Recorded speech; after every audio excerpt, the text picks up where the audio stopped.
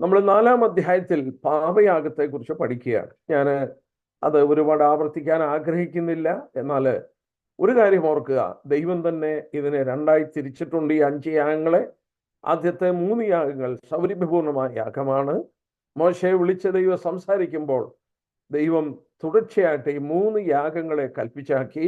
അവിടെ ദൈവത്തെ ആരാധിക്കുമ്പോൾ, അല്ലെങ്കിൽ അവരെ ആരാധനാത്മകമായ ഹൃദയത്തിൽ നിന്ന് ദൈവസന്നിധിയിൽ വരുമ്പോൾ അർപ്പിക്കുന്ന യാഗമാണ് ഈ ആദ്യത്തെ 3 യാഗം. നന്ദി പ്രകടമാക്കുവാൻ അർപ്പിക്കുന്നു, സന്തോഷം കൊണ്ട് അർപ്പിക്കുന്നു. അവിടെ സ്വമേധയായി അർപ്പിക്കുന്നത് കൊണ്ട് ദൈവത്തിനത് സൗരഭ്യമാണ്. രണ്ടാമത് ദൈവം മോശയെ വിളിച്ചു. അത് 4-ാം അധ്യായത്തിന്റെ 1-ാം വാക്യത്തിൽ കാണുന്നു. രണ്ടാമത് വിളിച്ചിട്ട് 2 യാഗങ്ങൾ കൂടെ പറഞ്ഞു. 4-ാം അധ്യായത്തിൽ പാപയാഗവും 5-ാം അധ്യായത്തിൽ അകൃത്യയാഗവും. അവിടെ അത് സൗരഭ്യമാണെന്ന് എങ്ങും പറഞ്ഞിട്ടില്ല. പിന്നെ പാപമെന്ന വാക്ക് ഈ 2 അധ്യായങ്ങളിൽ ആവർത്തിക്കുന്നുണ്ട്. എന്നാൽ ആദ്യത്തെ 3 യാഗങ്ങളിൽ പാപമെന്ന വാക്ക് ഉപയോഗിച്ചിട്ടില്ല. അതൊക്കെ നമുക്ക് കഴിഞ്ഞ ദിവസങ്ങളിലെ ക്ലാസ്സുകളിൽ നമ്മൾ ശ്രദ്ധിക്കുകയുണ്ടായി. 4-ാം അധ്യായത്തില് 4 കൂട്ടരെ എടുത്താണ് പറയുന്നത്. 1, അഭിഷിക്തനായ പുരോഹിതന്റെ പാപം. 2, ഇസ്രായേൽ സഭ മുഴുവൻ പാപം ചെയ്താൽ. 3, പ്രമാണി പാപം ചെയ്താൽ. 4, ഒരു സാധാരണക്കാരൻ പാപം ചെയ്താൽ. പാപം ചെയ്താൽ അതിന് എന്താണ് പരിഹാരമെന്ന് ദൈവം പറയുമ്പോൾ നമ്മൾ ആദ്യത്തെ 2 എണ്ണം ശ്രദ്ധിച്ചു. അതായത് അഭിഷിക്തനായ പുരോഹിതൻ പാപം ചെയ്യുകയോ, ജനങ്ങൾ അതായത് ഇസ്രായേൽ സഭ മുഴുവൻ പാപം ചെയ്യുകയോ ചെയ്താൽ എന്ത് പരിഹാരം? അതിന്റെ 2 കൂട്ടരുടെയും പരിഹാരം ഏതാണ്ട് ഒരുപോലാണ്. നമ്മൾ അവിടെ ശ്രദ്ധിച്ചൊരു കാര്യം, ആ മൃഗത്തെ അറുക്കുന്നു, അതിൻ്റെ മാംസവും ചാണകവും തോലും എല്ലാം പാളയത്തിന് പുറത്തു കൊണ്ടുപോയി ചുട്ടുകളയുന്നു. അഭിഷിക്തനായ പുരോഹിതന്റെ പാപത്തിന് അറുക്കപ്പെട്ട മൃഗത്തിന്റെ സകലവും പുറത്തു കൊണ്ടുപോയി ചുട്ടുകളയും ഒരു വിശുദ്ധ സ്ഥലത്ത്. ഇസ്രായേൽ സഭ മുഴുവൻ പാപം ചെയ്താലും അതുപോലെ പുറത്തു കൊണ്ടുപോയി ചുട്ടുകളയും. അവരുടെ രക്തം, ആ മൃഗത്തിന്റെ രക്തം 3 ഭാഗങ്ങളിൽ അർപ്പിക്കുന്നു. 1, ദേവാലയത്തിന്റെ ഉള്ളിലെ അല്ലെങ്കിൽ സമാഗമന കൂടാരത്തിന്റെ ഉള്ളിലെ തിരശ്ശീലയ്ക്ക് മുമ്പിൽ, അതിവിശുദ്ധ സ്ഥലവും വിശുദ്ധ സ്ഥലവും തമ്മിൽ വേർതിരിച്ചിരിക്കുന്ന തിരശ്ശീലയ്ക്ക് മുമ്പിൽ 7 പ്രാവശ്യം തളിക്കണം. ബാക്കി രക്തത്തിൽ നിന്ന് കുറെയെടുത്ത് സുഗന്ധ സ്വർണ്ണ ധൂപപീഠത്തിന്റെ, അതായത് വിശുദ്ധ സ്ഥലത്ത് കാണുന്ന സ്വർണ്ണ ധൂപപീഠത്തിന്റെ കൊമ്പുകളിൽ പുരട്ടണം. ശേഷം രക്തം പ്രാകാരത്തിൽ, അതായത് കയറി ചെല്ലുമ്പോൾ കാണുന്ന താമ്ര യാഗപീഠം, യാഗങ്ങൾ അർപ്പിക്കുന്ന യാഗപീഠം, അതിന്റെ ചോട്ടിൽ ഒഴിച്ചു കളയണം. ആ ഓർഡർ പ്രത്യേകം ശ്രദ്ധിക്കുക. ഈ 2 യാഗങ്ങൾ പുരോഹിതന്റെ പാപത്തിന്റെയും ഇസ്രായേൽ സഭ മുഴുവൻ പാപം ചെയ്താലും ഈ 3 വിധത്തിലാണ് രക്തം ഉപയോഗിക്കുന്നത്. എന്നാൽ അവിടെ നമ്മൾ ശ്രദ്ധിച്ചു, ആ മൃഗത്തിന്റെ ഉള്ളിലെ കൊഴുപ്പ്, വപ, കിഡ്നി ഇതൊക്കെ എടുത്തിട്ട് സമാധാനയാഗത്തിൽ എന്ന പോലെ ഹോമിയാഗപീഠത്തിൽ അത് ദഹിപ്പിക്കണം. ആ മൃഗം മുഴുവൻ പാളയത്തിന് പുറത്ത് നമ്മൾ പഠിച്ചു. അതായത് യാഗപീഠത്തെങ്കിൽ ദഹിപ്പിക്കുന്നത് ദൈവത്തിന് സൗരഭ്യമാണ്. സൗരഭ്യമല്ലാത്തത് യാഗപീഠത്തിന്റെ പുറത്ത്, അതായത് പാളയത്തിന്റെ പുറത്ത് ഒരു വിശുദ്ധ സ്ഥലത്ത് ദഹിപ്പിക്കുകയാണ്. നമ്മൾ കണ്ടു, പാപയാഗം അത് സൗരഭ്യമുള്ള യാഗമല്ല. അതുകൊണ്ട് അത് പാളയത്തിന്റെ പുറത്തു കൊണ്ട് ദഹിപ്പിക്കുകയാണ്. എന്നാൽ ദൈവം ഒരു കാര്യം പറഞ്ഞു, ഈ പുറത്തുകൊണ്ട് ദഹിപ്പിക്കുന്ന യാഗത്തിൻ്റെയും അകത്തുനിന്ന് കൊഴുപ്പുകളും അതിൻ്റെ വഭയും അതിൻ്റെ കിഡ്നിയൊക്കെ എടുത്തിട്ട് സമാധാന യാഗത്തിൽ എന്ന പോലെ അത് ഹോമയാഗപീഠത്തെങ്കിൽ ദഹിപ്പിക്കണം. അവിടെ നമ്മൾ കണ്ട മഹത്വപൂർണമായ ഒരു കാര്യം, ഒരു പാപിയുടെ സ്ഥാനത്ത് നിന്നുകൊണ്ട് പാപത്തിന്റെ പരിഹാരത്തിന് ക്രിസ്തു കഷ്ടം അനുഭവിക്കുന്നു. നഗരവാതിലിന് പുറത്തു വെച്ചവൻ കഷ്ടം അനുഭവിച്ചു. എന്നാൽ ആ നഗരവാതിലിന് വെച്ച് കഷ്ടം അനുഭവിക്കുമ്പോഴും, അതായത് സൗരഭ്യമല്ലാത്തൊരു യാഗം, പാപമാക്കപ്പെട്ടവൻ യാഗമായി തീരുമ്പോൾ, നമ്മളൊരു കാര്യം കണ്ടു, അവിടെ നിന്നും ദൈവം ഒരു സൗരഭ്യം മണത്തു. ആ സൗരഭ്യം ദൈവപുത്രന്റെ അകത്തുള്ള സ്നേഹമാണ്, പിതാവിനോടുള്ള സമർപ്പണമാണ്, നമ്മോടുള്ള സ്നേഹമാണ്. അവന്റെ ഉള്ളിലെ ആ സമർപ്പണം, ആ കൊഴുപ്പ് ആരും കണ്ടില്ല, ദൈവം കണ്ടു. അവൻ ആ മരണത്തിലും, ഘോരമരണത്തിലും, ക്രൂശിലെ മരണത്തിലും ദൈവത്തോടുള്ള സ്നേഹവും നമ്മോടുള്ള സ്നേഹവും അവന്റെ ഉള്ളിൽ കത്തുകയായിരുന്നു. സ്വമേധയായി അർപ്പിച്ചു കൊടുക്കുകയായിരുന്നു. നമ്മൾ എഫേസ്യർ 5:2 വായിക്കുന്നുണ്ട്, അവൻ നമ്മെ സ്നേഹിച്ച് നമുക്ക് വേണ്ടി ദൈവത്തിന് സൗരഭ്യമുള്ളൊരു വഴിപാട് യാഗവുമായി അർപ്പിക്കുകയാണ്. അവന്റെ സ്നേഹം മൂലമാണ് അവൻ തന്നെത്താൻ അർപ്പിച്ചത്. നമ്മൾ അവിടെ നിൽക്കട്ടെ. ഇനി നമ്മൾ പഠിക്കാൻ പോകുന്നത് ഒരു പ്രമാണിയുടെ പാപവും ഒരു സാധാരണക്കാരന്റെ പാപവും. ഇവിടെ നമ്മൾ ചില ഡിഫറൻസ് കാണാൻ പോവുകയാണ്, വ്യത്യാസം. അതുകൊണ്ട് ആ ഭാഗം നമുക്ക് ഒന്ന് ശ്രദ്ധിക്കാം. നമുക്ക് നോക്കാം 22-ാമത്തെ വാക്യം. നമ്മൾ കണ്ടു 4 കൂട്ടര്: അഭിഷിക്തനായ പുരോഹിതൻ, ഇസ്രായേൽ സഭ മുഴുവൻ, ഒരു പ്രമാണി, ഒരു സാധാരണക്കാരൻ. ഒരു കാര്യം നമ്മൾ കണ്ടു, ഒരു വ്യത്യാസവുമില്ല. എല്ലാവരും ഒരുപോലെ പാപത്തിന്റെ കീഴിലാണ്. അഭിഷിക്തനായാലും അവനൊരു സാധാരണക്കാരനായാലും പ്രമാണിയായാലും എല്ലാവരും ഒരുപോലെ പാപത്തിന്റെ കീഴിലാണെന്ന് വളരെ വ്യക്തമായ റോമാലേഖനത്തിൽ പറയുന്നതിന്റെ ഒരു നിഴലാണ് ഈ 4-ാം അധ്യായത്തിൽ. ഈ അഭിഷിക്തനായ പുരോഹിതനും പാപം ചെയ്യാം, ഒരു പ്രമാണിയും പാപം ചെയ്യാം, ഇസ്രായേൽ സഭ മുഴുവൻ പാപം ചെയ്യാം, ഒരു സാധാരണക്കാരൻ പാപം ചെയ്യാം. എല്ലാവരും പാപത്തിന്റെ കീഴിലാണ്. നമ്മൾ ഇനിയും ഒരു പ്രമാണിയുടെ പാപം. ആരാണ് ഒരു പ്രമാണി? അവിടെ ഇംഗ്ലീഷിൽ വായിച്ചാൽ എ റൂളർ എന്നാണ്, ഒരു റൂളർ. നമ്മൾ പുറപ്പാട് പുസ്തകം 18-ാം അധ്യായത്തിൽ ചെല്ലുമ്പോൾ മോശയുടെ അമ്മായപ്പൻ പറഞ്ഞതനുസരിച്ച് മോശ ആ ജനങ്ങളെ നടത്തുമ്പോൾ വളരെ അധികം ഭാരം മോശയ്ക്ക് എടുക്കേണ്ടി വന്നു. എന്നാൽ മോശ അവിടെ പുറപ്പാട് 18-23 തൊട്ട് 26 വരെയുള്ള വാക്യം വായിക്കുമ്പോൾ, പുറപ്പാട് 18-23 തൊട്ട് 26 വരെ, അതിന്റെ 24-ാം വാക്യം: മോശ തന്റെ അമ്മായപ്പന്റെ വാക്ക് കേട്ടു, അവൻ പറഞ്ഞതുപോലെയൊക്കെയും ചെയ്തു.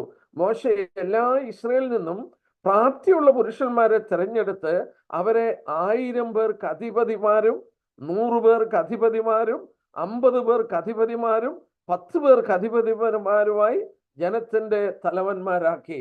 അവര് റൂളേഴ്സാണ്. 1000 പേർക്ക് അധിപതി റൂളർ, 100 പേർക്ക് അധിപതി അല്ലെങ്കിൽ റൂളർ, 50 പേർക്ക് അധിപതി അല്ലെങ്കിൽ റൂളർ, 10 പേർക്ക് അധിപതി റൂളർ. അപ്പോൾ അവര് ഒരു സാധാരണ ജനത്തെക്കാട്ടിൽ ഇവരെ നടത്തുന്ന ഒരു റൂളറാണ്. അവരെ ന്യായപാലനം ചെയ്യുന്ന ഒരു റൂളറാണ്, ഒരു പ്രമാണിയാണ്. നിക്കോദിമോസ് മതപരമായ കാര്യത്തിൽ ഒരു പ്രമാണിയായിരുന്നു. ഇവിടെ അവരുടെ സിവിൽ കാര്യങ്ങൾ ശ്രദ്ധിക്കുന്ന ഒരു പ്രമാണി ആണെങ്കിൽ എല്ലാ കാര്യങ്ങളിലും ശ്രദ്ധിക്കുമായിരിക്കും. ആത്മീയ കാര്യങ്ങളിൽ പ്രത്യേകം ശ്രദ്ധിക്കുന്ന പ്രമാണികളും ഉണ്ടായിരുന്നു. ഇസ്രയേലിന്റെ നിക്കോദിമോസ് എന്ന ഒരു പ്രമാണി, ഒരു ടീച്ചർ, അവൻ ആത്മീയ കാര്യങ്ങളിൽ ഒരു റൂളറായിരുന്നു. എന്നാൽ ഒരു വാക്യം ഞാനൊന്ന് വായിച്ചോട്ടെ. ഒരു പ്രമാണിയുടെ പാപത്തെ കുറിച്ച് സദൃശവാക്യം, നമ്മൾ ആ വാക്യം ഒന്ന് വായിച്ചേക്കാം. 29-12 വാക്യം, പ്രൊവേർബ്സ് 29-12. അവിടെ ഇങ്ങനെയാണ് നമ്മൾ വായിക്കുന്നത്. 29 ഇത് ഒരു 29-12 വാക്യം ഇങ്ങനെ വായിക്കുന്നു. 29-12 സദൃശവാക്യം: അധിപതി, അതായത് ഒരു റൂളർ, ഒരു പ്രമാണി, ഇഫ് എ റൂളർ, അങ്ങനെയാണ് ഇംഗ്ലീഷ് വായിക്കുന്നത്. ഇഫ് എ റൂളർ, അധിപതി നുണ കേൾപ്പാൻ തുടങ്ങിയാൽ അവന്റെ ഭൃത്യന്മാരൊക്കെയും ദുഷ്ടന്മാരാകും. If a ruler hearken to lies and his servants will be wicked. ഒരു അധിപതി, ഒരു റൂളർ നുണ കേൾക്കാൻ പോവുകയാണെങ്കിൽ അവന്റെ ദാസന്മാരൊക്കെ ദുഷ്ടന്മാരായി മാറുമെന്ന് നമ്മൾ വായിക്കുന്നുണ്ട്. ഞാൻ അവിടെ വിടുകയാണ് ആ ഭാഗം. ഇനി നമുക്ക് വിഷയത്തിലേക്ക് വരാം. ലേവ്യ പുസ്തകം 4-ാം അധ്യായം ശ്രദ്ധിച്ചാട്ടെ. അതിന്റെ 22-ാം വാക്യം: ഒരു പ്രമാണി പാപം ചെയ്യുകയും ചെയ്യരുതെന്ന് തന്റെ ദൈവമായ യഹോവ കൽപ്പിച്ചിട്ടുള്ള വല്ല കാര്യത്തിലും അബദ്ധവശാൽ പിഴച്ച് കുറ്റക്കാരനായി തീരുകയും ചെയ്താൽ അവൻ ചെയ്ത പാപം അവന് ബോധ്യമായെങ്കിൽ അവൻ ഊനമില്ലാത്തൊരു ആൺകോലാടിനെ വഴിപാടായി കൊണ്ടുവരണം. ഇവിടെ നമ്മൾ ശ്രദ്ധിച്ചു, ഇവിടെ ആദ്യം അവൻ ആവശ്യമായിരിക്കുന്നത് അവൻ പാപത്തെക്കുറിച്ച് ബോധമുള്ളവനായിരിക്കണം. അബദ്ധവശാൽ ചെയ്തു പോയതാണ്, അവന്റെ ബലഹീനത നിമിത്തം ചെയ്തു പോയതാണ്, പാപപ്രകൃതി മൂലം ചെയ്തു പോയതാണ്, ചെയ്യരുതെന്ന് കരുതിയതാണ്, പക്ഷേ അബദ്ധവശാൽ ചെയ്തു പോയി. എന്നാൽ ഇവിടെ നമ്മൾ വായിക്കുന്നു പാപം അവന് ബോധ്യമായെങ്കിൽ. അപ്പോൾ പാപത്തിന്റെ പരിഹാരത്തിന് ആദ്യം ദൈവം പറയുന്നത് പാപം അവന് ബോധ്യമാകണം. പാപബോധമില്ലാത്ത ഒരാളെ ശുദ്ധീകരിക്കാൻ സാധ്യമല്ല. നമ്മളത് പഴയ നിയമത്തിൽ ഒരു ടൈപ്പിൽ പഠിച്ചു. നമ്പേഴ്സ് സംഖ്യാപുസ്തകം 19-ാം അധ്യായത്തിൽ നമ്മൾ കണ്ടു, ഈ പശുഭസ്മം 3-ാം ദിവസവും തളിക്കണം, 7-ാം ദിവസവും തളിക്കണം.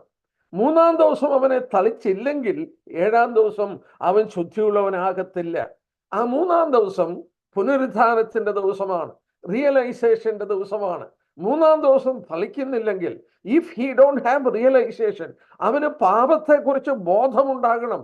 പാപമാണ് എന്ന് അവന് ബോധമില്ലെങ്കിൽ, 3-ാം ദിവസം തളിക്കുന്നില്ലെങ്കിൽ 7-ാം ദിവസം അവൻ ശുദ്ധിയുള്ളവനാകത്തില്ല.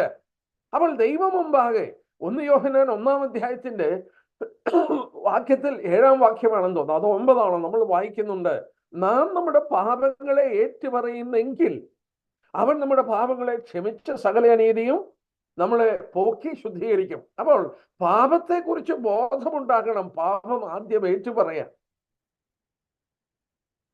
പരിശുദ്ധാത്മാവ് ഈ ഭൂമിയിൽ ഇറങ്ങി വന്നത് എന്തിനാണ്? യോഹന്നാൻ 16-ൽ വായിക്കുന്നു, അവൻ വന്ന് നിങ്ങൾക്ക് പാപത്തെക്കുറിച്ചും നീതിയെക്കുറിച്ചും ന്യായവിധിയെക്കുറിച്ചും ബോധം വരുത്തും. പഴയ നിയമത്തിൽ പ്രവാചകന്മാരെ അയച്ചത് പാപബോധം ജനത്തിന് ഉണ്ടാക്കാനാണ്. ഇസ്രായേൽ മക്കൾ പാപബോധമില്ലാതെ വരുമ്പോഴാണ് വളരെ വിക്കഡ്നെസ് ചെയ്യാനായിട്ട് തുടങ്ങുന്നത്. പാപത്തെക്കുറിച്ച് ബോധമുണ്ടെങ്കിൽ നമ്മളത് ചെയ്യുവാനായിട്ട് മടിയുള്ളവരായി മാറും. മാത്രമല്ല, ആ പാപബോധമില്ലാതെ പാപം ഏറ്റുപറയാൻ നിവൃത്തിയില്ല. നമ്മൾ എന്നാൽ ഒരു കാര്യം പ്രത്യേകം ശ്രദ്ധിച്ചു, ഇവിടെ ഈ 4 കൂട്ടരിൽ അഭിഷിക്തനായ പുരോഹിതന്റെ പാപത്തെക്കുറിച്ച് പറയുമ്പോൾ ഈ പദം ഉപയോഗിച്ചിട്ടില്ല. പാപം അവന് ബോധ്യമായി എങ്കിൽ എന്ന വാക്ക് ഉപയോഗിച്ചിട്ടില്ല.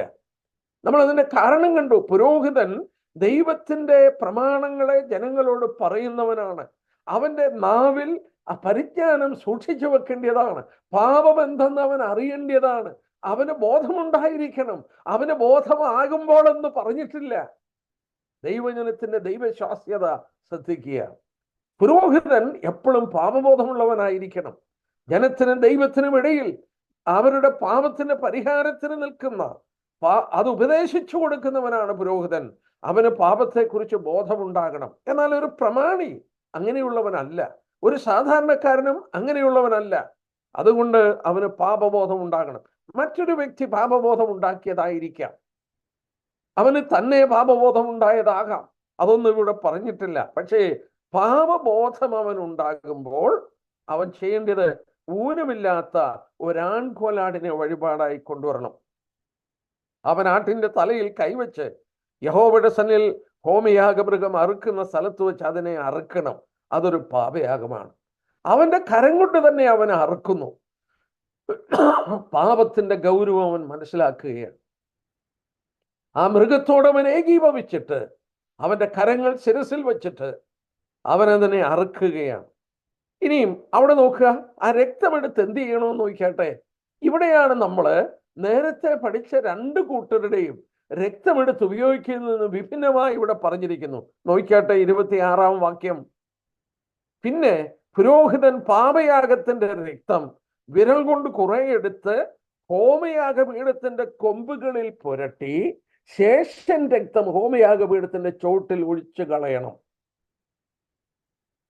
പുരോഹിതൻ പാപം ചെയ്തപ്പോൾ, ഇസ്രായേൽ ജനം പാപം ചെയ്തപ്പോൾ, അവരുടെ പാപത്തിന്റെ പരിഹാരത്തിന്റെ രക്തം ആ അന്തർമന്ദിരത്തിൽ കൊണ്ടുപോയി, അല്ലെങ്കിൽ സമാഗമന കൂടാരത്തിന്റെ ദേവാലയത്തിന്റെ അകത്ത് വിശുദ്ധ സ്ഥലത്ത് കൊണ്ടുപോയിട്ട് അവിടെയുള്ള ധൂപപീഠത്തിന്റെ കൊമ്പിലാണ് പുരട്ടുന്നത്. ഇവിടെ ഒരു പ്രമാണി പാപം ചെയ്യുമ്പോൾ അവന്റെ പാപത്തിന് അറുക്കപ്പെട്ട മൃഗത്തിന്റെ രക്തം ദേവാലയത്തിന്റെ ഉള്ളിൽ കൊണ്ടുപോകുന്നില്ല. ആ രക്തമെടുത്ത് താമ്രയാഗപീഠം, അതായത് കയറി ചെല്ലുമ്പോൾ, ആ ദേവാലയത്തിലോട്ട് സമാഗമന കൂടാരത്തിൽ കയറി ചെല്ലുമ്പോൾ യാഗങ്ങൾ അർപ്പിക്കുന്ന താമ്രയാഗപീഠം, ബ്രാസൻ ഓൾട്ടറുണ്ട്, അതിന്റെ കൊമ്പിൽ പുരട്ടണം. ബാക്കി രക്തം അതിന്റെ ചോട്ടിൽ ഒഴിക്കണം.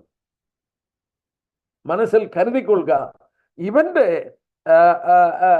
പാപപരിഹാരത്തിന് അർപ്പിക്കുന്ന രക്തം ദേവാലയത്തിന്റെ ഉള്ളിൽ കൊണ്ടുപോവുകയില്ല. എന്താ കാരണം? ഇവനൊരു പ്രമാണിയാണ്. ഇവൻ ജനത്തിന്റെ ഇടയിൽ അവരെ നിയന്ത്രിക്കുന്ന അല്ലെങ്കിൽ അവരെ റൂൾ ചെയ്യുന്ന ഒരു വ്യക്തിയാണ് ഈ വ്യക്തി. അവന്റെ പാപം ജനത്തോടുള്ള ബന്ധത്തിൽ ബന്ധപ്പെട്ടിരിക്കുന്നത് കൊണ്ട് ജനങ്ങൾക്ക് കാണാൻ കഴിയുന്ന സ്ഥലമാണ് എവിടും ഈ താമ്രയാഗപീഠം. അതിന്റെ കൊമ്പിൽ പുരട്ടി ശേഷൻ രക്തം അതിന്റെ ചുവട്ടിൽ ഒഴിച്ചു കളഞ്ഞു. നീതിയും ന്യായവും ദൈവത്തിന്റെ സിംഹാസനത്തിന്റെ അടിത്തറയാണ്. ഇവിടെ അതിന്റെ പ്രതീകമായി അവിടെ ആ രക്തം ഒഴുക്കിക്കളയുന്നതായിട്ട് നമ്മൾ വായിക്കുന്നു. 97 സങ്കീർത്തനത്തിന്റെ 2-ാം വാക്യമാണ് നീതിയും ന്യായവും അവന്റെ സിംഹാസനത്തിന്റെ അടിസ്ഥാനമാണ്. ഇവിടെയും നമ്മൾ കാണണം ആ കൊഴുപ്പെടുത്ത് 26-ാം വാക്യം അതിന്റെ മേധസ്സൊക്കെയും അവൻ സമാധാന യാഗത്തിന്റെ മേധസ് പോലെ യാഗപീഠത്തിന്മേൽ ദഹിപ്പിക്കണം. അങ്ങനെ പുരോഹിതൻ അവന്റെ പാപനിമിത്തം അവന് വേണ്ടി പ്രായശ്ചിത്തം കഴിക്കണം, എന്നാൽ അത് അവനോട് ക്ഷമിക്കും. നമ്മൾ കണ്ടു, എന്നാൽ അവനോട് ക്ഷമിക്കും. അതിന്റെ ഫാറ്റ് സമാധാന യാഗത്തിൽ എന്ന പോലെ ഹോമയാഗപീഠത്തിൽ ദഹിപ്പിക്കും. നമ്മളത് മനസ്സിലാക്കാനായിട്ട് എളുപ്പമാണ്. ഇനിയും അടുത്തതൂടെ നമുക്ക് ശ്രദ്ധിച്ചിട്ട് അതിൻ്റെ പ്രമാണത്തിൽ ചില പ്രാധാന്യത നമുക്ക് പഠിക്കാനായിട്ട് ശ്രമിക്കാം. ഇനി ദേശത്തിലെ ജനത്തിലൊരുത്തൻ, 27-ാം വാക്യം നോക്കിയാട്ടെ. ഒരു സാധാരണക്കാരൻ. അവിടെ ദൈവം പറയുമ്പോൾ ഒരു കാര്യം വ്യത്യസ്തമായി പറഞ്ഞിരിക്കുന്നത് ഞാൻ ചൂണ്ടിക്കാണിക്കാം. അവിടെ നോക്കിയാട്ടെ 27-ാം വാക്യം, ദേശത്തെ ജനത്തിൽ ഒരുത്തൻ ചെയ്യരുതെന്ന് യഹോവ കൽപ്പിച്ചിട്ടുള്ള വല്ല കാര്യത്തിലും അബദ്ധവശാൽ പിഴച്ച് കുറ്റക്കാരനായി തീർന്നാൽ പാപം അവന് ബോധ്യമായെങ്കിൽ അവൻ ചെയ്ത പാപനിമിത്തം ഊനമില്ലാത്തൊരു പെൺകൊലാടിനെ വഴിപാടായി കൊണ്ടുവരണം. ഇവിടെയും സാധാരണക്കാരന് പാപം ബോധ്യമാകണം. ബോധ്യമായാൽ ഒരു പെൺകൊലാടിനെ കൊണ്ടുവരണം. വ്യത്യാസം നമ്മൾ കണ്ടു. ആദ്യ ദിവസത്തിൽ നമ്മൾ അതിൻ്റെ വ്യത്യാസം മനസ്സിലാക്കി. ഒരു പുരോഹിതൻ പാപം ചെയ്താൽ ഒരു കാളക്കിടാവ്, ഇസ്രായേൽ സഭ മുഴുവൻ പാപം ചെയ്താൽ ഒരു കാളക്കിടാവ്, ഒരു പ്രമാണി പാപം ചെയ്താൽ നമ്മൾ കണ്ടു, ഒരു പ്രമാണി പാപം ചെയ്താൽ ഒരാൺകോലാണ്, ഒരു സാധാരണക്കാരൻ പാപം ചെയ്താൽ ഒരു പെൺകോലാണ്. നമ്മൾ നോക്കുക, അവരുടെ സ്ഥാനങ്ങൾക്കനുസരിച്ച് പാപത്തിന്റെ ഗുരുത്വം ഗൗരവം കൂടുകയാണ്. ഒരു സാധാരണക്കാരനെക്കാട്ടിൽ ഗൗരവമാണ് ഒരു പ്രമാണി പാപം ചെയ്താൽ, അതിലും ഗൗരവമാണ് ഒരു പുരോഹിതൻ പാപം ചെയ്താൽ. അപ്പോൾ ആ പാപത്തിന്റെ ഘനം ദൈവത്തിന്റെ മുമ്പിൽ കൂടുതലാണ്. നമ്മൾ കണ്ടു, മോശെ ഒരു പാപം ചെയ്തുള്ളൂ, അവനെ വാഗ്ദത്ത നാട്ടിൽ കയറ്റിയില്ല. ഇസ്രായേൽ മക്കളെ കുറിച്ച് നമ്മൾ വായിച്ചു, 10 പ്രാവശ്യം പാപം ചെയ്തു, അവരെയും വാഗ്ദത്ത നാട്ടിൽ കയറ്റിയില്ല. മോശെ ഒരു പാപം ചെയ്തതും ജനങ്ങൾ 10 പാപം ചെയ്തതും ഏതാണ്ട് ഒരേ ഘനമാണ്. കാരണം മോശ ദൈവത്തെ മുഖാമുഖമായി കണ്ട വ്യക്തിയാണ്. മോശ അവരുടെ നേതാവാണ്. ആ പാപത്തിന് വളരെ ഗൗരവമുണ്ട്. നമ്മൾ ഓർക്കണം, സ്ഥലസഭയിലെ മൂപ്പന്മാർ, സുവിശേഷകന്മാർ, ദൈവ ശുശ്രൂഷയിൽ നിൽക്കുന്ന ഉപദേഷ്ടാക്കന്മാരൊക്കെ പാപം ചെയ്യുമ്പോൾ അതിന് വളരെ ഗൗരവമുണ്ട് സാധാരണക്കാരന്റെ പാപത്തെക്കാട്ടി. ദൈവം പാപത്തെ ഒരുപോലെ അല്ല കാണുന്നത്. ദൈവം ബാലശിക്ഷ കൊടുക്കുമ്പോഴും അതനുസരിച്ചാണ് ദൈവം ഇടപെടുന്നത്. ഒരു വ്യക്തിക്ക് എത്രയും പ്രകാശം ലഭിച്ചോ, എത്രയും സ്ഥാനമുണ്ടോ, ഏറെ ലഭിച്ചവനോട് ഏറെ ചോദിക്കും ദൈവം. ദൈവിക ശുശ്രൂഷയിൽ നിൽക്കുന്നവർ, ചുമതലയുള്ളവരൊക്കെ എത്രയോ ഗൗരവത്തോടെ ജീവിക്കുവാൻ കടംപെട്ടവരാണ്. ഇവിടെയും ആ പാഠം നമ്മളെ പഠിപ്പിക്കുന്നു. എന്നാൽ ഇവിടെ നമ്മൾ കണ്ടു, ഒരു സാധാരണക്കാരന്റെ പാപം, അതിനൊരു പെൺകോലാട് മതി, അതിനെ അറുക്കുന്നു. ഹോമയാഗപീഠത്തിന്റെ അല്ലെങ്കിൽ അതിനെ അറുത്ത് നമ്മൾ വായിക്കുന്നു. പാപനിമിത്തം അതിന്റെ 29-ാം വാക്യം നോക്കിക്കട്ടെ. പാപയാഗമൃഗത്തിന്റെ തലയിൽ അവൻ കൈവച്ചിട്ട് ഹോമയാഗത്തിന്റെ സ്ഥലത്ത് വെച്ച് പാപയാഗമൃഗത്തെയും അറുക്കണം. നമ്മൾ എവിടെ വെച്ച് അറുക്കുന്നെന്നുള്ളത് പുറകെ ചിന്തിക്കാം. അത് എടുത്തു പറയുന്നുണ്ട്, ഹോമയാഗം അറുക്കുന്നിടത്ത് വെച്ച് ഇതിനെയും അറുക്കണം. അതിന് ശേഷം ആ രക്തമെടുത്തിട്ട് നോക്കി 30-ാം വാക്യം, പുരോഹിതന്റെ രക്തം വിരൽ കൊണ്ട് കുറെ എടുത്ത് ഹോമയാഗപീഠത്തിന്റെ കൊമ്പുകളിൽ പുരട്ടി ശേഷൻ രക്തമൊക്കെയും യാഗപീഠത്തിന്റെ ചോട്ടിൽ ഒഴിച്ച് കളയണം.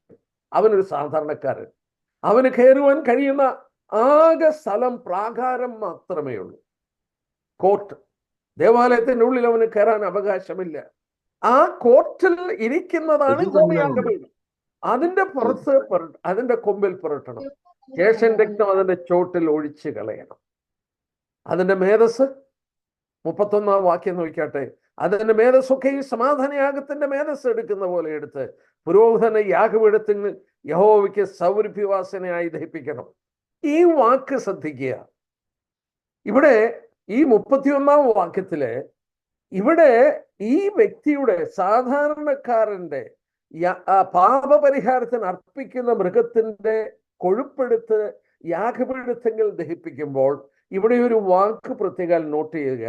അത് യഹോവയ്ക്ക് സൗരഭ്യവാസനയായി ദഹിപ്പിക്കണം. ആ വാക്ക് 10 വാക്യം നോക്കിയാട്ടെ. സമാധാനയാഗത്തിലുള്ള കാളയിൽ നിന്ന് എടുത്തതുപോലെ തന്നെ പുരോഹിതൻ ഹോമയാഗപീഠത്തിന്മേൽ ദഹിപ്പിക്കണം. അത് പുരോഹിതന്റെ പാപത്തിന് അറുക്കപ്പെട്ട മൃഗത്തിന്റെ കൊഴുപ്പാണ്. അവിടെ സൗരഭ്യം എന്ന വാക്ക് ഉപയോഗിച്ചില്ല. പക്ഷെ അത് സൗരഭ്യമാണ്. പക്ഷെ ആ വാക്ക് അവിടെ ഉപയോഗിച്ചിട്ടില്ല. ഒരു ഇസ്രായേൽ സഭ മുഴുവൻ പാപം ചെയ്തു.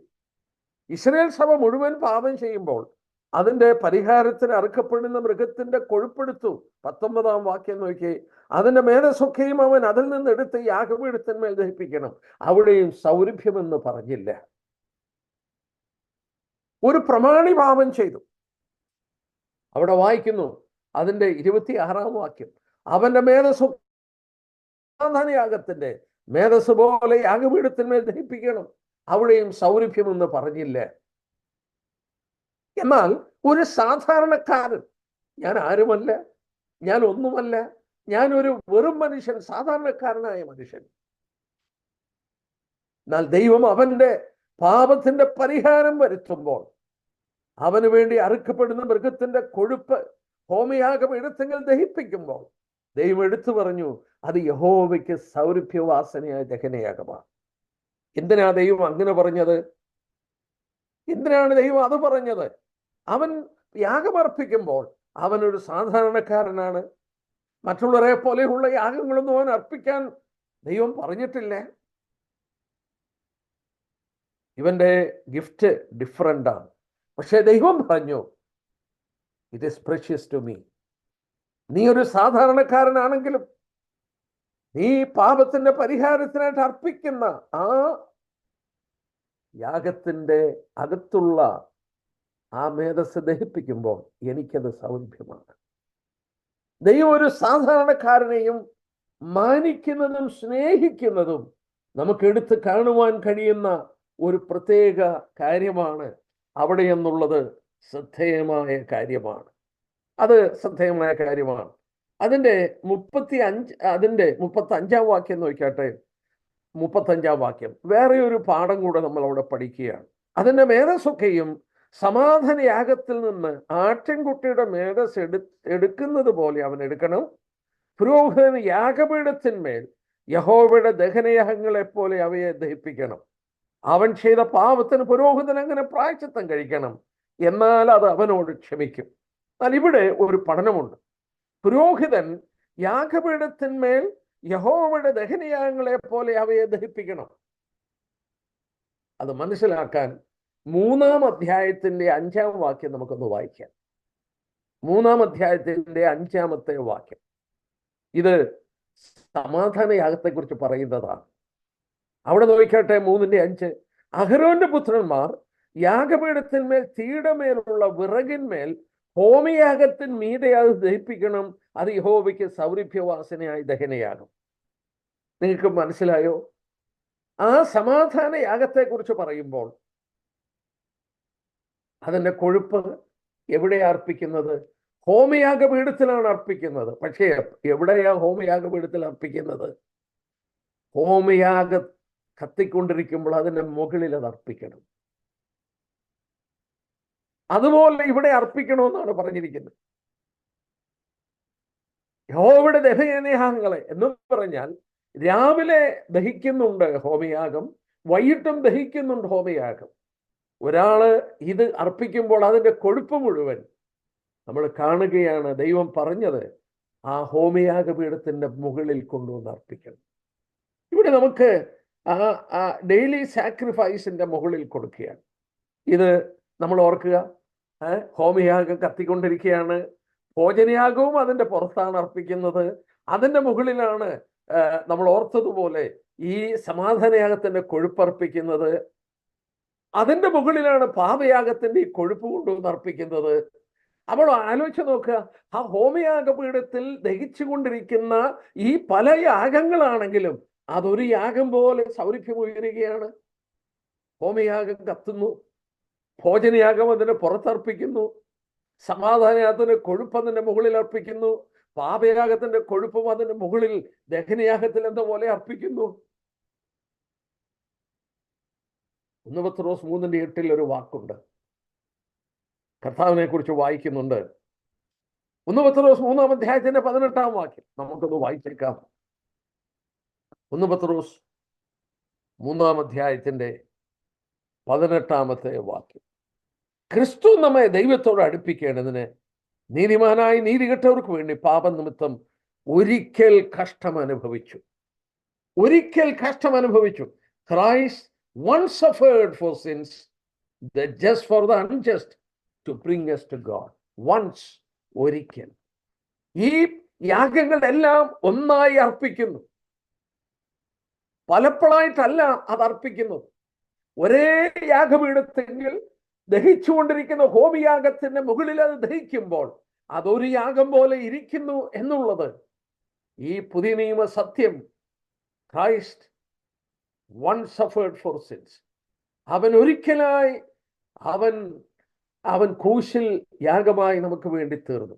അവൻ ഒരിക്കലായി യാഗമായി തീർന്നു എന്നുള്ളതിൻ്റെ മനോഹരമായ ഒരു കാര്യമാണ് ഇവിടെ നമുക്ക് കാണാനായിട്ട് കഴിയുന്നത്. നമ്മൾ ഓർക്കുക, എത്ര വിലപ്പെട്ട ഒരു രക്ഷയാണ് നമുക്ക് സാധിപ്പിച്ചു തന്നത്. പുത്രന്റെ മരണത്താൽ ഈ പറയുന്നതെല്ലാം അതിനകത്ത് ഉൾപ്പെട്ടിട്ടുണ്ട്. ഏകയാഗത്താൽ അവൻ നമുക്ക് ശുദ്ധീകരണം വരുത്തിയിരിക്കുകയാണ്. 2 കൊരിന്ത്യർ 5-ാം അധ്യായത്തിൽ നിന്നുകൂടെ ഞാനൊരു വാക്യം വായിച്ചോട്ടെ. 2 കൊരിന്ത്യർ 5-ാം അധ്യായം അതിന്റെ 14-15 വാക്യം. ക്രിസ്തുവിന്റെ സ്നേഹം ഞങ്ങളെ നിർബന്ധിക്കുന്നു, എല്ലാവർക്കും വേണ്ടി ഒരുവൻ മരിച്ചിരിക്കെ എല്ലാവരും മരിച്ചെന്നും ജീവിക്കുന്നവർ ഇനി തങ്ങൾക്കായിട്ടല്ല, തങ്ങൾക്ക് വേണ്ടി മരിച്ചുയർത്തവനായിട്ട് തന്നെ ജീവിക്കേണ്ടതിന് അവൻ എല്ലാവർക്കും വേണ്ടി മരിച്ചുവെന്നും ഞങ്ങൾ നിർണയിച്ചിരിക്കുന്നു. നോക്കുക ആ വാക്യം. എല്ലാവരും മരിച്ചു കർത്താവിനോടുള്ള ബന്ധത്തിൽ. അതുകൊണ്ട് ഇനി ജീവിക്കുന്നവരൊക്കെ കർത്താവിന് വേണ്ടി ജീവിക്കുകയാണ്. Once for all he died for us. ഈ പറയുന്ന യാഗങ്ങളിലെ എല്ലാം ഒരിക്കലായി അവൻ അർപ്പിക്കുമ്പോൾ അവിടെ ഇതെല്ലാം ഉണ്ടായിരുന്നു. അവന്റെ ആന്തരികമായ സ്നേഹം, ഉള്ളിലെ കൊഴുപ്പ്, അത് മുഴുവൻ യാഗപീഠത്തിലുണ്ട്. ഭോജനയാഗം, അവൻ നേര്യമാവായിരുന്നു, പുളിപ്പില്ലാത്ത അവന്റെ ജീവിതം ആ യാഗത്തിന് അവനെ യോഗ്യനാക്കി മാറ്റി. ഹോമയാഗം മരണത്തോളം, ക്രൂശിലെ മരണത്തോളം അനുസരണമുള്ളവനായി മാറി. ഓരോ യാഗത്തിന്റെയും പൂർത്തീകരണം ഒരിക്കൽ എന്നേക്കും മരിച്ച ക്രിസ്തുവിൽ കാണുന്നു. അതുകൊണ്ടാണ് ഹോമയാഗത്തിന്റെ പുറത്താണ് ഇതെല്ലാം അർപ്പിക്കാൻ ദൈവം ആവശ്യപ്പെട്ടത്. നമുക്ക് അതിൻ്റെ മനോഹരമായ ഒരു ചിത്രം ഇവിടെ കിട്ടുകയാണ്. ഇനി നമുക്ക് ഇതിന്റെ പ്രമാണത്തിലേക്കൊന്ന് പോകാം. 6-ാം അധ്യായം നിർത്താട്ടെ. നമ്മൾ കണ്ടു, പ്രമാണം പുരോഹിതന്മാർക്ക് കൊടുക്കുകയാണ്. ലേവ്യ പുസ്തകം 6-ാം അധ്യായം അതിന്റെ 24 തൊട്ട് അതിന്റെ 30 വരെയാണ് അതിന്റെ പ്രമാണം. ലേവ്യ പുസ്തകം 6-ാം അധ്യായത്തിന്റെ 24 തൊട്ട് 30 വരെയുള്ള വാക്യമാണ് ഈ പാപയാഗത്തിന്റെ പ്രമാണം. അതുകൂടെ നമുക്ക് ഒന്ന് ശ്രദ്ധിച്ചേക്കാം. നമുക്ക് ഭാഗം ഒന്ന് വായിക്കാം. 24. യഹോവ പിന്നെ മോശയോട് അരുളിച്ചെയ്തു, നീ അഹരോനോടും പുത്രന്മാരോടും പറയണമെന്നാൽ പാപയാഗത്തിന്റെ പ്രമാണമാവിത്. ഹോമയാഗമൃഗത്തെ അറുക്കുന്ന സ്ഥലത്ത് വെച്ച് പാപയാഗമൃഗത്തെയും യഹോവയുടെ സന്നിധിയിൽ അറുക്കണം, അത് അതിവിശുദ്ധം. പാപത്തിന് വേണ്ടി അത് അർപ്പിക്കുന്ന പുരോഹിതൻ അത് തിന്നണം. സമാഗമന കൂടാരത്തിന്റെ പ്രാകാരത്തിൽ ഒരു വിശുദ്ധ സ്ഥലത്ത് വെച്ച് അത് തിന്നണം. അതിന്റെ മാംസം തൊടുന്നവൻ എല്ലാം വിശുദ്ധനായിരിക്കണം. അതിന്റെ രക്തം ഒരു വസ്ത്രത്തിൽ തെറിച്ചാൽ അത് വീണത് ഒരു വിശുദ്ധ സ്ഥലത്ത് വെച്ച് കഴുകണം. അത് വേവിച്ച മൺപാത്രം ഉടച്ചു കളയണം. ചെമ്പുകലത്തിൽ വേവിച്ചെങ്കിൽ അത് തേച്ച് കഴുകി വെള്ളം കൊണ്ട് കഴുകണം. പുരോഹിത കുലത്തിലെ ആണുങ്ങളൊക്കെയും അത് തിന്നണം, അത് അതിവിശുദ്ധം. എന്നാൽ വിശുദ്ധ മന്ദിരത്തിൽ പ്രായശ്ചിത്തം കഴിപ്പാൻ സമാഗമന കൂടാരത്തിനകത്ത് രക്തം കൊണ്ടുവരുന്ന പാപയാഗത്തെ തിന്നരുത്, അത് തീയിലിട്ട് ചുട്ടുകളയണം. നമുക്ക് ഇവിടെ ഒരു കാര്യം ശ്രദ്ധിക്കുക. ഈ 24 തൊട്ട് 30 വരെ പറഞ്ഞിരിക്കുന്ന പാപയാഗത്തിന്റെ പ്രമാണം വായിക്കുമ്പോൾ 5 പ്രാവശ്യം വിശുദ്ധം അല്ലെങ്കിൽ അതിവിശുദ്ധം എന്ന വാക്ക് ഉപയോഗിച്ചിട്ടുണ്ട്. 5 പ്രാവശ്യം വിശുദ്ധം അല്ലെങ്കിൽ അതിവിശുദ്ധം എന്ന് പറഞ്ഞിട്ടുണ്ട്. എന്ന് പറഞ്ഞാൽ പാപയാഗം ഈ പാളയത്തിന്റെ പുറത്ത് ദഹിപ്പിക്കുന്നെങ്കിലും ദൈവത്തിന്റെ മുമ്പിൽ അത് വിശുദ്ധമാണ്, അതിവിശുദ്ധമാണ്. തൻ്റെ പുത്രന്റെ മരണത്തിന്റെ വലിപ്പം കാണിക്കുകയാണ്. എന്നാൽ ഇനി ചില പ്രത്യേകത നമുക്ക് നോക്കാം. 25-ാം വാക്യം നോക്കാട്ടെ. ആ പ്രമാണം, പാപയാഗത്തിന്റെ പ്രമാണം, അത് ഹോമയാഗ മൃഗത്തെ അറുക്കുന്ന സ്ഥലത്ത് വെച്ച് പാപയാഗ മൃഗത്തെയും യഹോവയുടെ സന്നിധിയിൽ അറുക്കണം. അപ്പോൾ ഹോമയാഗം അറുക്കുന്നിടത്ത് വെച്ച് തന്നെയാണ് പാപയാഗം അറുക്കുന്നത്. എവിടെയാണ് ഹോമയാഗം അറുത്തത്? 1-ാം അധ്യായത്തിന്റെ 11-ാം വാക്യം നോക്കി. 1-ാം അധ്യായത്തിന്റെ 11-ാം വാക്യം, അവൻ യഹോവയുടെ സന്നിധിയിൽ യാഗപീഠത്തിന്റെ വടക്ക് വശത്ത് വെച്ച് അതിനെ അറുക്കണം. അപ്പോൾ യാഗപീഠത്തിന്റെ വടക്ക് വശത്താണ് ഈ യാഗമൃഗത്തെ അറുത്തത്. ഇത് പ്രാധാന്യതയുണ്ട്. ഒന്ന്, യെരുശലേമിന്റെ വടക്കാണ് കാൽവറി മല. യെരുശലേമിന്റെ വടക്ക് വശത്താണ് കാൽവറി മല.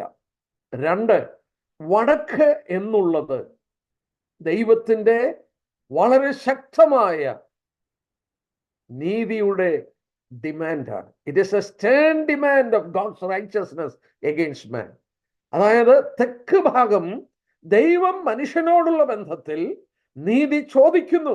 ആ നീതി നിവർത്തിക്കുവാൻ യാഗപീഠത്തിന്റെ വടക്ക് വശത്ത് വെച്ച് മൃഗം അറുക്കുകയാണ്. നമുക്ക് വേറെ ഒരു ഭാഗം ഒന്ന് നോക്കാം. 1-2 ഭാഗം ഒന്ന് ശ്രദ്ധിക്കാം. ഇത് പ്രാധാന്യതയുള്ളത് കൊണ്ട് സഭാപ്രസംഗി ഒന്ന് എടുത്താട്ടെ. 11-ാം അധ്യായം, സഭാപ്രസംഗി 11-ാം അധ്യായം. ദൈവം ഒരിക്കലും ഒരു വാക്ക് പോലും അവിചാരിതമായി ഉപയോഗിച്ചിട്ടില്ല. ദൈവശ്വാസ്യമല്ലേ ദൈവവചനം? സ്വർഗത്തിൽ സ്ഥിരമാക്കപ്പെട്ടതല്ലേ? 11-ാം അധ്യായം നോക്കുക. അവിടെ അതിൻ്റെ 11-ാം അധ്യായത്തിന്റെ 3-ാം വാക്യം, മേഘം വെള്ളം കൊണ്ട് നിറഞ്ഞിരുന്നാൽ ഭൂമിയിൽ പെയ്യും. അടുത്ത ഭാഗം നോക്കിയാട്ടെ, വൃക്ഷം തെക്കോട്ടോ വടക്കോട്ടോ വീണാൽ വീണെടുത്ത് കിടക്കും. ഈ 11-ാം അധ്യായം മനുഷ്യ ജീവിതത്തോടുള്ള ബന്ധത്തിൽ സുവിശേഷം പറയുന്ന ഭാഗമാണ്. നിന്റെ കൈ ഇളച്ചിരിക്കരുത്. രാവിലെ വിത്ത് വിതയ്ക്കുക, വൈകിട്ട് വിത്ത് വിതയ്ക്കുക. ഇതോ അതോ ഏത് സഫലമാകും? രണ്ടും ഒരുപോലെ സഫലമാകുമെന്ന് നീ അറിയുന്നില്ല. നീ വിതച്ചോണ്ടിരിക്കണം. കാറ്റിഷ്ടമുള്ളിടത്ത് നൂതും. കർത്താവ് പറഞ്ഞില്ലേ നിക്കോദീമോസിനോട്, ആത്മാവിനാൽ ജനിക്കുന്നു, വിത്ത് വിതയ്ക്കുന്നു, കാറ്റൂതുന്നു, അല്ലെങ്കിൽ ആത്മാവ് പ്രവർത്തിക്കുന്നു. അതായത് ദൈവവചനം പറഞ്ഞു കൊടുക്കുന്നു, ദൈവവചനം പ്രസംഗിക്കുന്നു, അതിൻ്റെ കൂടെ ആത്മാവൂടെ പ്രവർത്തിക്കുമ്പോൾ ഒരു വീണ്ടും ജനനം ഉണ്ടാകും. ഒരു സ്ത്രീയുടെ ഗർഭപാത്രത്തിൽ അണ്ടവും ബീജവും കൂടെ ചേർന്നെങ്കിലും ഒരു ജീവൻ ഉണ്ടാകുകയുള്ളൂ, ജനനം. അതുപോലെ നമുക്കൊരു വീണ്ടും ജനനം സംഭവിക്കണമെങ്കിൽ പരിശുദ്ധാത്മാവും ദൈവത്തിന്റെ വചനമായ ജീവനുള്ള വചനം വിത്തുകൂടെ രണ്ടും കൂടെ പ്രവർത്തിക്കണം. ഇവിടെ അതൊക്കെ ഇവിടെ പറയുന്നുണ്ട്. 5-ാം വാക്യത്തിൽ അത് പറയുന്നുണ്ട്, 4 തൊട്ട് 5 വരെ. എന്നാൽ ഇവിടെ വൃക്ഷമെന്ന് പറയുന്നത് മനുഷ്യ ജീവിതത്തെ കാണിക്കുകയാണ്. സങ്കീർത്തനത്തിലും യെരമ്യാവിലും അത് പറയുന്നുണ്ട്. സങ്കീർത്തനത്തിൽ പറയുന്നില്ലേ, നീതിമാനായ മനുഷ്യൻ എവിടെയാണ്? ആശ്ചര്യത്ത് നട്ടിരിക്കുന്ന വൃക്ഷമാണ്. യെരമ്യാവിലും അത് പറയുന്നുണ്ട്, തഴച്ച വൃക്ഷം പോലെ വളരും നീതിമാൻ. ഒരു മനുഷ്യ ജീവിതത്തെയാണ് വൃക്ഷം കാണിക്കുന്നത്. ഒരുപാട് പാഠങ്ങൾ എടുക്കാനുണ്ട്. അവന്റെ വേരുകൾ എങ്ങോട്ട് പോയോ അതനുസരിച്ച് അതിൻ്റെ ബലമുണ്ടായിരിക്കും. അത് കഴിച്ചതാണോ നല്ലതാണോ എന്നൊക്കെ അതിൻ്റെ ഫലം കൊണ്ട് തിരിച്ചറിയാം. എന്നാൽ ഇവിടെ നോക്കുക, ആ വൃക്ഷം നിലത്ത് വീഴുന്ന ഒരു ദിവസമുണ്ട്. ആ വൃക്ഷം നിലത്ത് വീഴും. കാലങ്ങൾ കഴിയുമ്പോൾ ആ വൃക്ഷം വീഴും. അത് മരണത്തെ കാണിക്കുന്നു. വൃക്ഷം വീഴുന്നത് മരണത്തെ കാണിക്കുന്നു. ഇവിടെ വേറെ ഭാഗങ്ങളിലും മരണത്തെക്കുറിച്ച് പറയുന്നുണ്ട്. എന്നാൽ ഇവിടെ നമുക്കിവിടെ ഒതുങ്ങി നിൽക്കാം. ആ വൃക്ഷം മരിക്കുമ്പോൾ അത് തെക്കോട്ടോ വടക്കോട്ടോ വീണാൽ വീണെടുത്ത് കിടക്കും. ഒരു സാധാരണ വൃക്ഷമാണെങ്കിൽ എടുത്തു മാറ്റാം, ആനയെ കൊണ്ട് വേണേൽ പിടിച്ചു മാറ്റിക്കാം, മനുഷ്യനെല്ലാം കൂടി പിടിച്ചു മാറ്റാം, ഇന്ന് മിഷൻ വെച്ചിട്ട് മാറ്റാം. അതല്ല ദൈവം ഇവിടെ പറയുന്നത്. ഒരു മനുഷ്യജീവിതം മരിക്കുമ്പോൾ അത് തെക്കോട്ട് മരിച്ചാൽ, നമ്മൾ കണ്ടു, തെക്ക് ദൈവത്തിന്റെ സ്നേഹമാണ്, വടക്ക് ദൈവത്തിന്റെ നീതിയുടെ ഡിമാൻഡാണ്. തെക്ക് ദൈവത്തിന്റെ സ്നേഹമാണ്. അതിന്റെ തെളിവ് നമുക്കെടുക്കാം. എസെക്കിയേൽ പ്രവചനം 47 അധ്യായം ഒന്ന് എടുത്താട്ടെ. എസെക്കിയേൽ പ്രവചനം 47 അധ്യായം. പ്രവാചകനെ ഒരു കാര്യം ദൈവം കാണിക്കുന്നു. അതിന്റെ 1-ാം വാക്യം നോക്കിയാട്ടെ. എസെക്കിയേൽ പ്രവചനം 47 അധ്യായത്തിന്റെ 1-ാം വാക്യം. അവൻ എന്നെ ആത്മാവിൽ അവൻ എന്നെ ആലയത്തിന്റെ പ്രവേശനത്തിങ്കൽ മടക്കി കൊണ്ടുവന്നപ്പോൾ ആലയത്തിന്റെ ഉമ്മരപ്പടി ഒരു കീഴെ നിന്ന് വെള്ളം കിഴക്കോട്ട് പുറപ്പെടുന്നു. ഞാൻ കണ്ടു. ആലയത്തിന്റെ മുഖം കിഴക്കോട്ടല്ലോ, ആ വെള്ളം ആലയത്തിന്റെ വലത്തുഭാഗത്ത് കീഴെ നിന്ന് യാഗപീഠത്തിന്റെ തെക്ക് വശമായി ഒഴുകി. സഹോദരന്മാരെ, ഇതിനകത്ത് എന്തെല്ലാം അർത്ഥം നിറഞ്ഞിരിക്കുന്നു. ഇവിടെ നോക്കുക. ഒന്ന്, ആലയത്തിന്റെ മുഖം കിഴക്കോട്ടായിരിക്കുന്നത്. എന്തിനാ ആലയത്തിന്റെ മുഖം കിഴക്കോട്ട് വെച്ചത്? ദൈവത്തിന് മനുഷ്യനോട് ചിലത് പറയാനുണ്ട്. ഉൽപ്പത്തി 3:24 നോക്കിക്കാട്ടെ. ദൈവത്തോട് സംസർഗത്തിലുണ്ടായിരുന്ന മനുഷ്യൻ, 3-ാം അധ്യായത്തിന്റെ 24-ാമത്തെ വാക്യം. യെസ്, ഇങ്ങനെ അവൻ മനുഷ്യനെ ഇറക്കി കളഞ്ഞു. ജീവന്റെ വിഷത്തിങ്കിലേക്ക് വഴി കാപ്പാൻ അവൻ ഏദൻ തോട്ടത്തിന് കിഴക്ക് കെരൂബുകളെ തിരഞ്ഞുകൊണ്ടിരുന്നു, വാളിന്റെ ജ്വാലയായി നിർത്തി.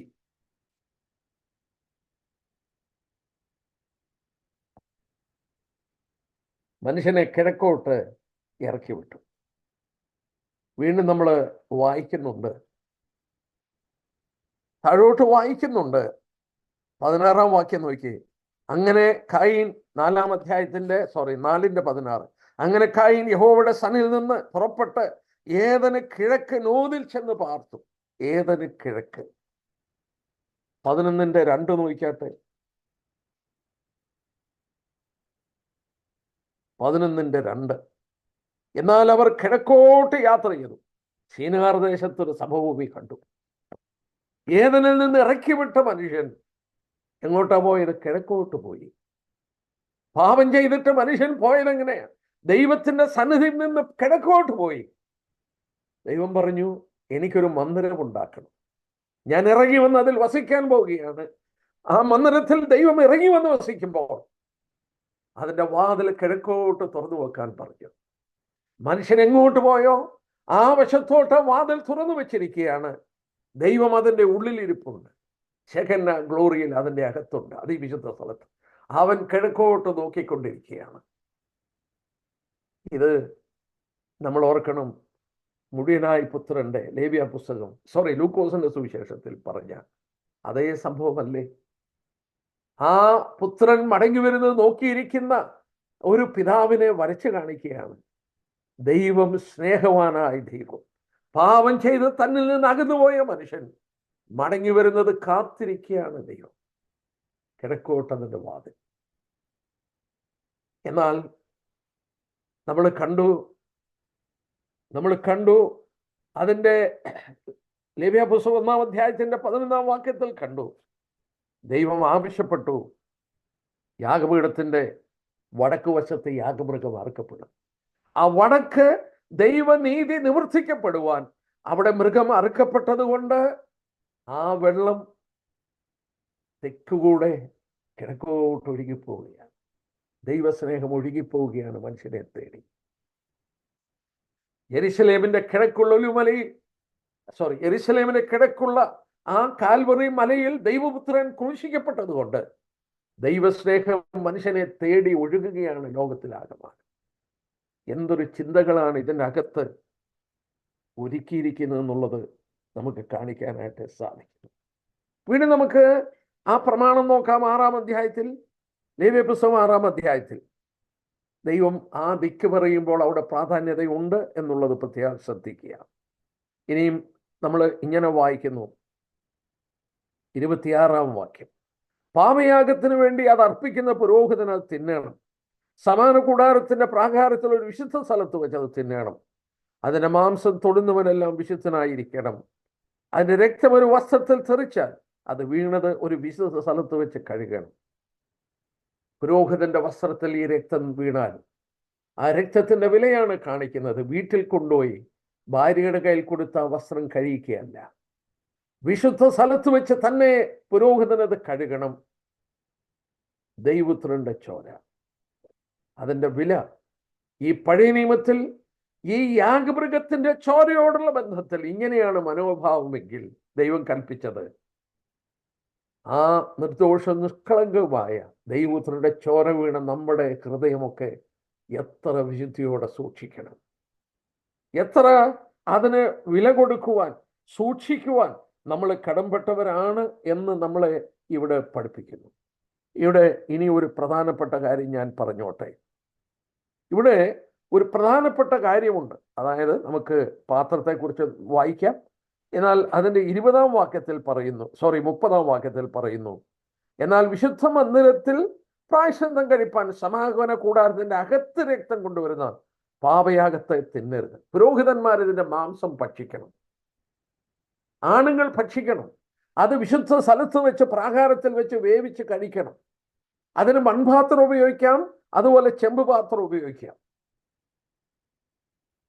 എന്നാൽ ഇവിടെ ഒരു കാര്യം പറഞ്ഞു, പാളയത്തിന് പുറത്തു കൊണ്ടുപോയി ചുട്ടുകളയുന്ന മാംസമുണ്ടല്ലോ, ആ മൃഗങ്ങളുടെ രക്തം നമ്മളിവിടെ വായിച്ചതുപോലെ സമാഗമന കൂടാരത്തിന്റെ അകത്ത് കൊണ്ടുവരുന്നു രക്തം.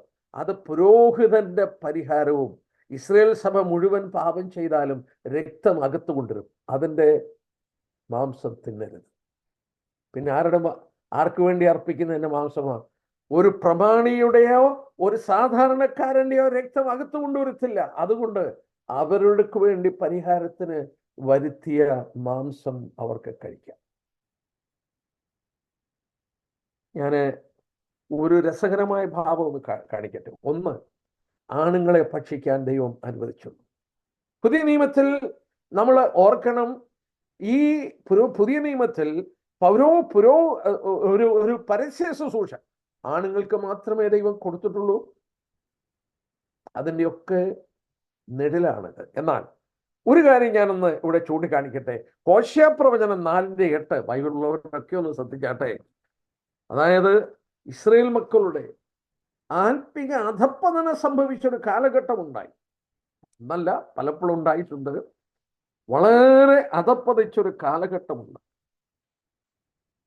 ആ കാലഘട്ടം എന്ന് പറയുന്നത് ജെരോബാമിന്റെ കാലഘട്ടത്തിലാണ്. ജെരോബാം അന്ന് 4-ാം അധ്യായത്തിന്റെ 8-ാം വാക്യം നോക്കി. 4-ാം അധ്യായത്തിന്റെ 8 ഹോശേയ 4:8, ഹോശേയ പ്രവചനം 4:8. അവർ, അതായത് പുരോഹിത ഗുണത്തെക്കുറിച്ച് പറയാണ്. പുരോഹിത കുലത്തെക്കുറിച്ച്, അവർ എൻ്റെ ജനത്തിന്റെ പാപം കൊണ്ട് ഉപജീവനം കഴിക്കുന്നു, അവരുടെ അകൃത്യത്തിനായിട്ട് ആഗ്രഹിക്കുന്നു. അയ്യോ, ആ വാക്കുണ്ടോ? They eat up the sin of my people and they lift up their heart to their iniquity. ഈ പുരോഹിതകുലം അത്രത്തോളം അധപ്പതിച്ചു ജെരോബോവാമിന്റെ കാലത്ത്. അവരെന്തോ ആഗ്രഹിച്ചെന്ന, ഇവരൊന്ന് പാപം ചെയ്തിരുന്നെങ്കിൽ അവരുടെ പാപത്തിന്റെ പരിഹാരത്തിന് കൊണ്ടുവരുന്ന ഇറച്ചി ഞങ്ങൾക്ക് തിന്നാം. അങ്ങനെ ഇവര് പാപം ചെയ്യാൻ ആഗ്രഹിച്ചു പുരോഹിതന്മാർ. എന്നാലോചിച്ച്, പാപം ചെയ്യാത്തവരെ സൂക്ഷിക്കേണ്ടവരാണ്. എന്നാൽ അവർക്ക് തിന്നാൻ വേണ്ടി ജനങ്ങൾ പാപം ചെയ്യാൻ ആഗ്രഹിക്കുന്ന പുരോഹിതന്മാർ എന്ന് പറഞ്ഞാൽ ആ പൗരോഹിത്യം അത്രത്തോളം അധപ്പതിച്ചു. അവിടെ നമ്മൾ അത് കാണുകയാണ്. പൗരോഹിത്യം അത്രത്തോളം അധപ്പതിച്ചു എന്നുള്ളത് പ്രത്യേകം ഓർക്കുക. നമുക്കിനിയും ആ പാത്രത്തെക്കുറിച്ച് കൂടെ പറഞ്ഞ് അവസാനിപ്പിക്കാം. നോക്കിയാട്ടെ, ഈ മാംസം അവർ ഭക്ഷിക്കണം, പുരോഹിതന്മാർ ഭക്ഷിക്കണം, ആണുങ്ങൾ ഭക്ഷിക്കണം. അതിൻ്റെ 28-ാം വാക്യം, ലേവ്യർ 6:28, അത് വേവിച്ച മൺപാത്രം ഉടച്ചു കളയണം, ചെമ്പ് കലത്തിൽ വേവിച്ചെങ്കിൽ അത് തേച്ച് കഴുകി വെള്ളം കൊണ്ട് കഴുകണം. തേച്ച് മഴയ്ക്ക് വെള്ളം കൊണ്ട് കഴുകണം. ദൈവം എന്താ ഇവിടെ പറയുന്നത്? എന്റെ സഹോദരന്മാരെ, ഇതൊരു മനോഹരമായ പഠനമാണെന്നുള്ളത് ഞാൻ ആദ്യം പറയട്ടെ. മൺപാത്രം.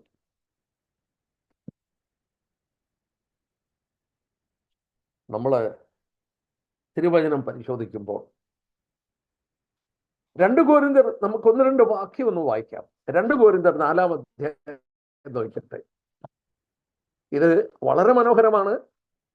2 കൊരിന്ത്യർ 4-ാം അധ്യായത്തിന്റെ 7-ാമത്തെ 2 കൊരിന്ത്യർ 4-ന്റെ 7-ാം വാക്യം ഇങ്ങനെ വായിക്കുന്നു: എങ്കിലും ഈ അത്യന്ത ശക്തി ഞങ്ങളുടെ സ്വന്തമെന്നല്ല, ദൈവത്തിന്റെ ദാനമത്ര എന്ന് പറയേണ്ടതിന് ഈ നിക്ഷേപം ഞങ്ങൾക്ക് മൺപാത്രങ്ങളിൽ ആകുന്നു ഉള്ളത്. ഈ ശരീരം മണ്ണുകൊണ്ടുണ്ടാക്കിയതാണ്. അതിന് പറഞ്ഞ പേരാണ് മൺപാത്രങ്ങൾ. ദൈവത്തിന്റെ ആത്യന്തിക ശക്തി, ആ പരിശുദ്ധാത്മാവിനെ പേർന്നിരിക്കുന്നത് ഈ മൺപാത്രത്തിലാണ്. ഫിലിപ്പിയർ 2-ന്റെ 6-8 വരെ നമുക്ക് കാണാവതറിയാം. നാം വായിക്കുന്നു: അവൻ ദാസരൂപമെടുത്തു, വേഷത്തിൽ മനുഷ്യനായി വിളങ്ങി. ദാസരൂപമെടുത്തു, അവൻ വേഷത്തിൽ മനുഷ്യ സാദൃശ്യത്തിലായി. ആലോചിച്ച് നോക്കുക. ഒരു കുഷ്ഠരോഗിയെ ശുദ്ധീകരിക്കുമ്പോൾ, കുഷ്ഠരോഗി പാപത്തിന്റെ പ്രതീകമാണ്. പഴയ നിയമത്തിൽ പാപത്തിന്റെ പ്രതീകമാണ് കുഷ്ഠരോഗം. ആ കുഷ്ഠരോഗിയുടെ ശുദ്ധീകരണത്തിന് 14-ാം അധ്യായം നോക്കിയാട്ടെ. ലേവ്യ പുസ്തകം 14-ാം അധ്യായം അതിന്റെ 5-ാമത്തെ വാക്യം നോക്കിയാട്ടെ. ഒരു പക്ഷിയെ ഒരു മൺപാത്രത്തിലെ ഉറവുവെള്ളത്തിന്മേൽ അറുപ്പാൻ കൽപ്പിക്കണം. മൺപാത്രത്തിൽ ഉറവുവെള്ളം എടുക്കണം. അതിന്റെ 50-ാമത്തെ വാക്യം അവിടെ വായിക്കുന്നത് ഇങ്ങനെയാണ്: എടുത്തൊരു ചുവപ്പ് നൂൽ, ഈസോപ്പ് എന്നിവ എടുത്ത് ഒരു പക്ഷിയെ മൺപാത്രത്തിലുള്ള ഉറവിൻ വെള്ളത്തിന്മീതെ അറുക്കണം. മൺപാത്രം മനുഷ്യനായി അവതരിച്ച യേശുക്രിസ്തുവിന്റെ ചിത്രമാണ്. നമ്മൾ മൺപാത്രങ്ങളാണ്. ഈ മൺപാത്രങ്ങളിൽ ദൈവത്തിന്റെ ആത്യന്തിക ശക്തി പകർന്നിരിക്കുകയാണ്. എന്നാൽ തിരുവചനത്തിൽ വായിക്കുന്നു, ആ മൺപാത്രം ഉടച്ചു കളയും. യെശയ്യാ 52-ന്റെ 14-ാമത്തെ വാക്യം: അവന്റെ രൂപം കണ്ടാൽ ആളല്ല എന്നും അവന്റെ ആകൃതി കണ്ടാൽ മനുഷ്യനല്ല എന്ന് തോന്നുമാറ് വിരൂപമാക്കപ്പെട്ടു. ആ മൺപാത്രം ഉടച്ചു കളയണം. ദൈവപുത്രൻ മനുഷ്യനായി അവതരിച്ചു. അവന്റെ ശരീരം വികൃതമാക്കപ്പെട്ടു.